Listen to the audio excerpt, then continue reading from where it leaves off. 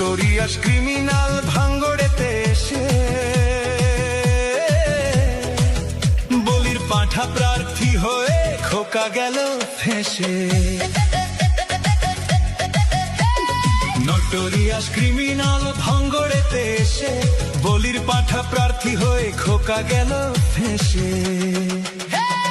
মাছ চোর শওকত মাছ চোর, বুম বাঁধা কাজর শওকত মাছ চোর, মোখালির গাঁজাখোর শওকত মাছ চোর, সকাল সন্ধে রাত ভোর শওকত মাছ চোর।